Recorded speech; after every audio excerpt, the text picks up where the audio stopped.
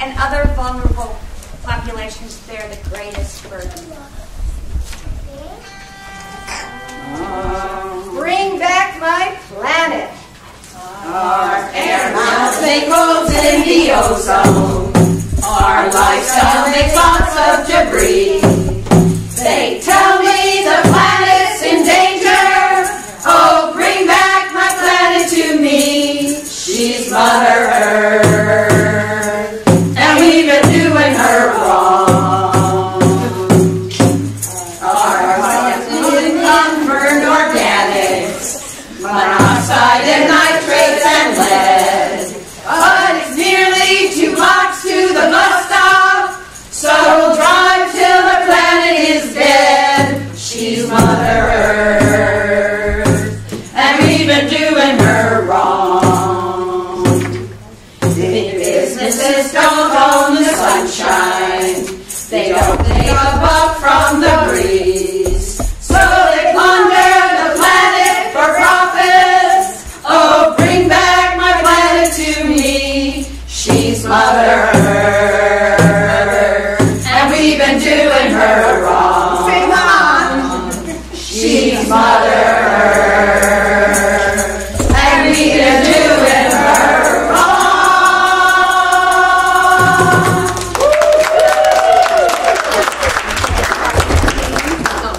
All right, let's give it up for the Green Grannies.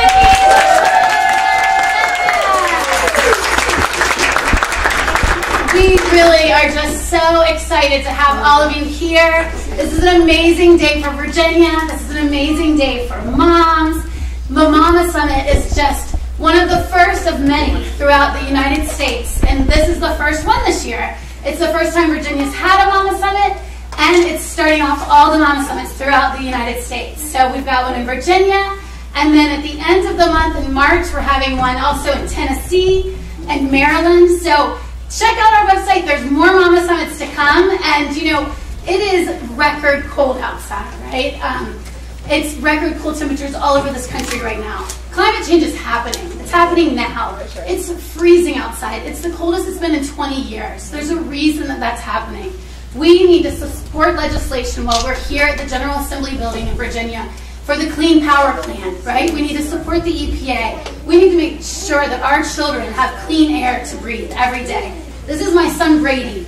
I'm here for him. I'm here for all of these children. I'm here for everyone, but for our present, not just our future, but what are we going to do today? How are we going to make this happen for our future? We're going to talk to our legislators like we did today in Virginia. We're going to talk to them all over the country, and we're going to promote the Clean Power Plan.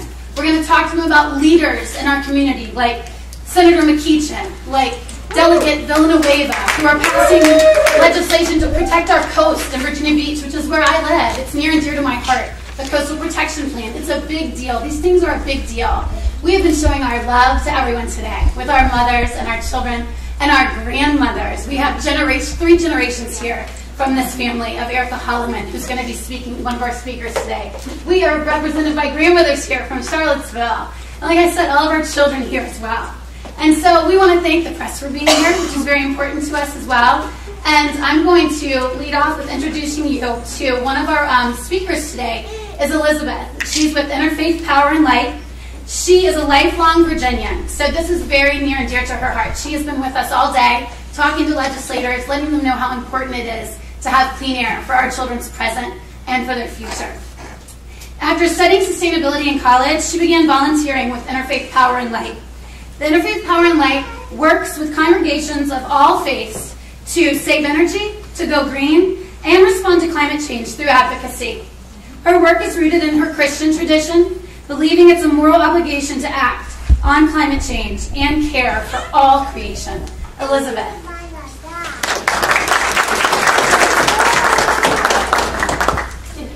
Good afternoon, friends. I'm Elizabeth, and I have been entrusted today with the task of providing an invocation. But quite honestly, the true blessing for me today were the impassioned and informed stories that were shared during our lobby sessions today. So I just want to thank you all for allowing me to be a part of that experience. But I can't simply pass up an opportunity to share with you. So I grew up not far from here in Louisa County, Virginia, and I'm the oldest of 14 grandchildren. And while sometimes I feel young at the age of 24, being the oldest comes with an automatic sense of responsibility for each family member that is younger than me. So as I've welcomed each of my siblings and cousins into this world, and as I've watched them grow, I have learned there is so much wisdom and humility in a child. From my own Christian tradition comes the verse Matthew 19:14. Jesus said, "Let the little children come to me, and do not hinder them, for the kingdom of heaven belongs to such as these." But climate change is evidence of our hindrance. Children are among the most vulnerable to the effects of climate change. Asthma rates have skyrocketed, with 1 in 10 U.S. children having asthma.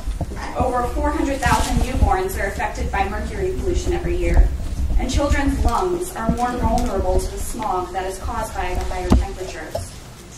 Now, I know I'm not alone in my calling to love, serve, and protect these children.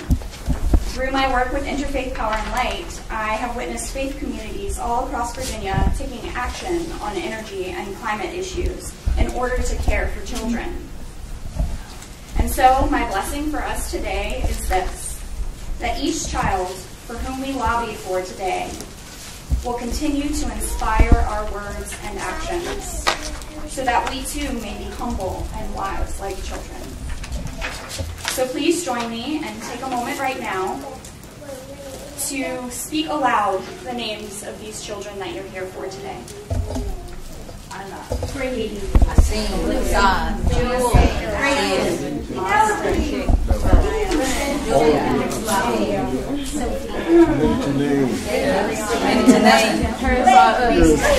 Too many to name.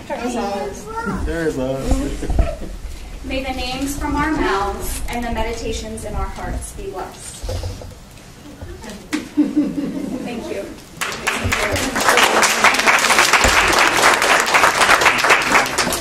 I think he has something to say too. I do. That was really heartfelt and touching. I really appreciate that. Thank you so much. The next person that I would like to welcome up is Linda Hudgens. She actually works with the Virginia Asthma Coalition in Central Virginia. She has spent her entire nursing career, 40 years plus, in the care of children. Children mean the world to her. Having done acute care in the hospital, office nursing, home health care, and ultimately ending up for the last 10 years of her career at WellPoint as a senior nurse consultant. She then developed the Asthma Core Curriculum for all nurses teaching the care of children and adults with the diagnosis of asthma across the country. She retired in 2010, but have continued her passion of teaching asthma through the Central Virginia Asthma Coalition. She is the chair of that coalition, as well as the director of the asthma camp for children that the Central Virginia Asthma Coalition sponsors every year. Linda, please come up. Thank you, Tara. Thank you, Linda. Gosh, it's amazing to see the energy that is in this room. It just is overwhelming. Of course, I am Linda Hudgens, and I am a pediatric RN. That's been my life for many, many years, more than I even want to say, probably more than most of you are old, actually. But even though I retired, I still stayed active in asthma education in this community and the surrounding community. So that is one of my passions. I am a member of the Virginia Asthma Coalition, and I am currently the chair of the Central Virginia Asthma Coalition, better known as CVAC. Our mission is to improve the health and well-being of those who have asthma and to reduce the mortality and morbidity due to asthma across the state. Air pollution can lead children to develop asthma. Asthma is the most common chronic health condition amongst children of school age. We know that Richmond was #1 in the country for asthma this past year. For the past, well, it's been a number of years, we have remained in the top 3. So that speaks for us in probably a negative way.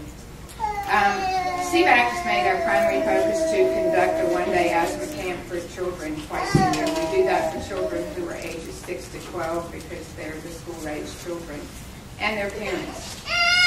During camp time, our volunteers that consist of nurses, nurse practitioners, physicians, respiratory therapists give their time and their talents to teach the children about asthma triggers, about the warning signs, about the use of medications, and the anatomy of the respiratory tract. They are encouraged to express their feelings about asthma and often share feelings that are being afraid when they can't breathe. There is a separate session for the parents where they can learn and share their own experiences with the leadership of one of our asthma educators and our camp physician. Hopefully, when they leave the camp, they are much more prepared to recognize and avoid their triggers when possible and manage their asthma appropriately.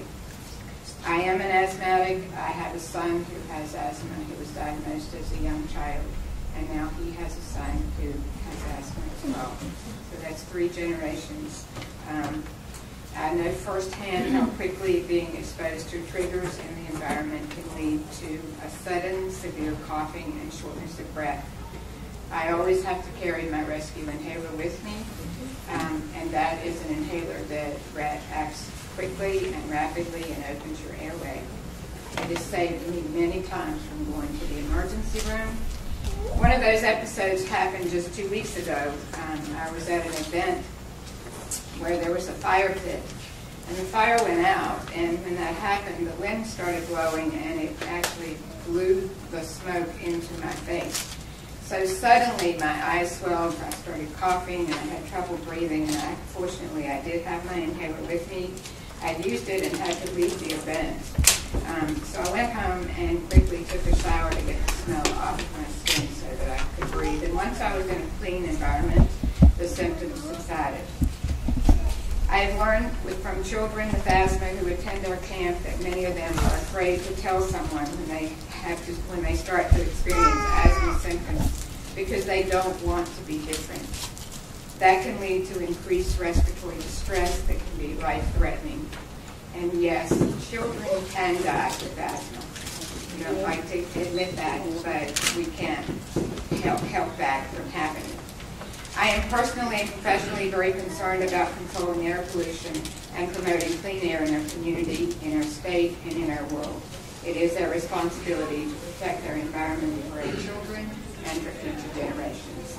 Thank you.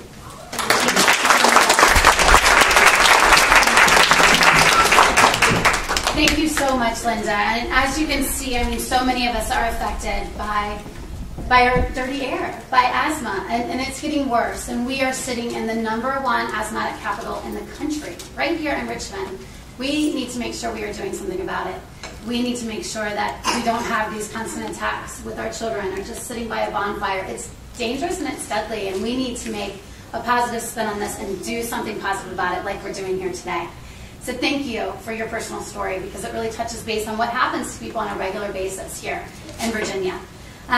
Next, I would like to introduce what we call at Moms Clean Air Force our super moms. They are moms that stand up and come out here today like every mom that's here today. You guys are all super moms. This one in particular has done so much for Moms Clean Air Force. Jessica Claire Haney is a mother of 2 children, ages 4 and 8, and they're both here today too. So hopefully they'll come up and speak with you. Her family lives in Arlington, Virginia. She's the founder of the Arlington Alexandria chapter of Holistic Moms Network. She also is that, which is a national nonprofit organization. In addition to volunteering in her school system on gardening and health and wellness initiatives, Jessica is a writer, editor, and blogger. She contributes to a lot of writing for Moms Clean Air Force. She does amazing articles for us on her site and really, really, really steps it up for us. She runs a website called Mindful Healthy Life. It's beautiful. It serves as a resource for natural-minded parents in the Metro DC area. And without further ado, Jessica and your 2 little ones.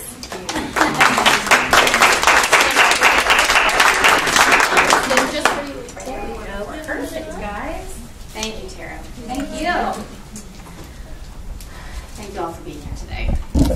At the heart of nearly every choice I make for my family is the desire for my